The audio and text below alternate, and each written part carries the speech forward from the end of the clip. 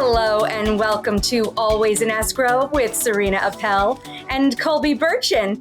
Hello, Colby. Fancy meeting you here. It is a pleasure. Well, we have a very special episode because Colby and I are together and we are with our guest, Joanne Geffen. Joanne Geffen is an entertainment industry veteran and heads Creative Rights Group and JAG Entertainment. CRG focuses on monetizing music assets with clients like Smokey Robinson and the Isley Brothers, and JAG provides publicity for personalities, TV shows, authors, and nonprofits, and excels in crisis management. Joanne, welcome to our show. Thank you. It's so good to be with you. You too. Joanne and I go way back. We have lots of fun working together on so many different projects, and I so appreciate everything that you've brought to my life. Okay, well, we're going to get right into it. Joanne, can you share a memorable experience from your career? Good or bad? All of it. When I represented Barbara Walters and her specials, and I adore her. She was one of my favorite clients because I so respected her. But she did specials on President Reagan and Nancy Reagan. And it was during the time when their daughter wrote her book, which was a major expose. I don't know if you remember it. And of course, the question was, what did she say about them? And, and Nancy, because I read the transcripts before the show aired and had it publicized based on that. And so she said, I haven't read it. Well, I put that, it was before the internet. Yes. So, there were columnists like Marilyn Beck and, Liz Smith and all those. And I gave it to a columnist by the name of Maxine Messenger in Houston, Texas. Well, Nancy saw it and went ballistic, called Barbara, went crazy on her. Mind you, it was in the show. Wow. But she saw it in print and freaked out. Barbara fired me. She had to save face with Nancy. Wow. And so that was a very memorable experience. Oh, certainly. Mm-hmm. Whoa. Well, I mean, from that's definitely a good story. Nothing like that we've ever heard before. I mean, that's behind the scenes. You get to know a lot. That's amazing. That's good scoop. So who has been your most favorite celebrity to work with then? Barbara was one, actually. Okay. Yeah. I mean, as I said, I had the utmost respect for her, and she was so professional and so cordial. I mean, she wrote personal handwritten thank you notes for everything. Wow. I mean, she was just such a lady, and obviously bright as can be, so I loved working with her. I was with the Commodores for 40 years. I mean, I still work with some of them, and I'm very good friends with all of them. So, most of them.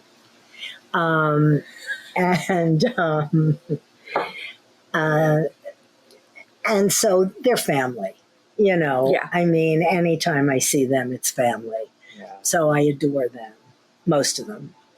I will tell you something interesting. Barbara Walters went to our school, Birch Waffen. She did? Did I tell you that? Yeah. Yeah, you did. Yeah. Yeah. When it was an all-girl school? When it was an all-girls school. Yeah. She went I there. remember interviewing there. Yeah. You do? Oh, my, because, Joanne also grew up. She grew up in the city, too. Okay. Wow. Yeah. All right. So your book, Chicken Soup for the Soul, the story behind the song, features interviews with renowned songwriters. What inspired you to undertake this project? I just thought it would be fun. Actually, the song that made me think about it was Lady in Red. Yes. By Krista Berg. And he was supposed to be in the book, and then his manager backed out, ironically. But because I heard him on some radio show or somewhere, maybe in print, tell the story of how he came up with the song. He had a fight with his wife, and then they went to this party or dance, and she looked magnificent in this red dress, and it was like a love song to her. Yeah. And about her. So I thought that was a really cool story. And it was like, wow, I'd love to do something like that one day. And the opportunity arose. I mean, I was sitting at a meeting with a friend of mine who worked with the Chicken Soup for the Soul people. And, I was sitting next to the then owner. He's no longer involved. And I said, during our lunch break, I said, I have an idea for a book. What do you think? And I told him. He said, sure, give me a list. And I gave him a list of people I proposed I could get. And I got some that were better. I didn't get some of them, but there are like 98 songs. There are 101 stories. So there were, but a few like Lamont Dozier, I had two of. I can't remember who else I had two of. Kenny Loggins, I think. I can't remember. But I had, several that had three that had two stories. So it was like 99 or 98 people that I interviewed. And I interviewed all of them by phone, mostly. Some I have on video, actually, like one of the Commodores and Lamont, who sadly passed away. But, great, great people. And Hal David wrote the introduction. And that's the story behind the song. You must have had you amassed a lot of stories. Great.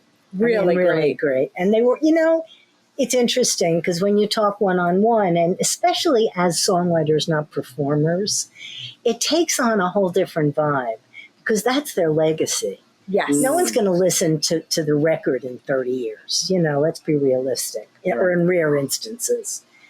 But the songs last forever. And that's why marketing music now is so important to a lot of these legendary writers. And, so it's just, they were very proud to talk about their songs. And you were proud to receive those stories. Yeah, no, it was a pleasure. They were great. So how do you monetize music assets for your clients at Creative Rights Group? Well, similarly to what I was just talking about, it's about legacy to a large degree, not entirely, obviously it's about money. It gets to a point where as artists get older, or writers, producers, anybody, who has music assets gets older, they, A, want to estate plan, B, they don't want to have to chase their money, and they just want to, be able to invest it, go on with their lives, with their work. And if they're younger guys, then they still have their whole lives ahead of them to make more money on a regular basis. And they don't have to sell all of it anyway. They can still have an income from some of the revenue streams or half of all the revenue stream, whatever they want. I mean, it can be choreographed for each individual.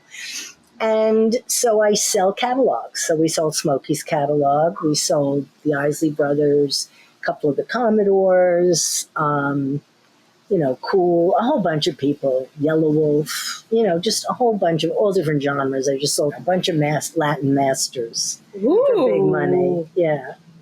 And, so it's great. And it helps them. And a lot of the older people don't even know that the laws changed several years ago and they can terminate copyrights. Because years ago, they all got, can I say screwed? Why not? By publishers and record companies. And they had to either give up their publishing or give up half of it in order to get a record deal.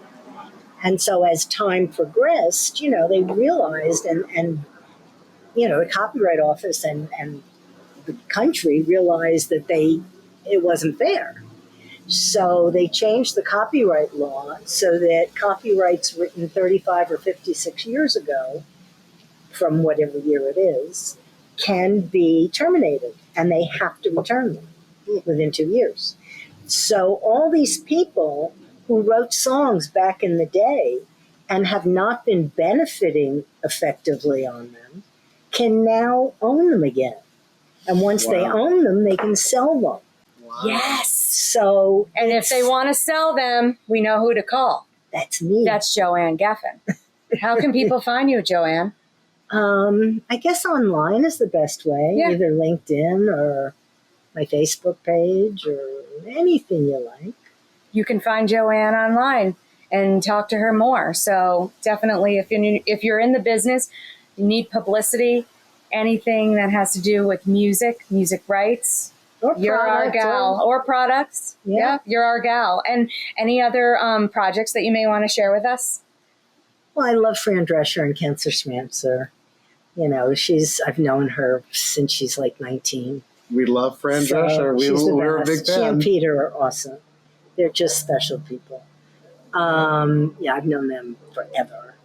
And so I work on an as needed basis with them. Angie Everhart, I adore.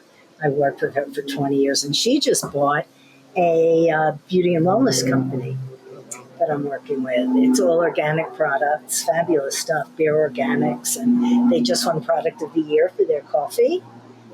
Whoa, who knew? Well, here we know. We all know now. Great. Use Bulletin. Yeah. So,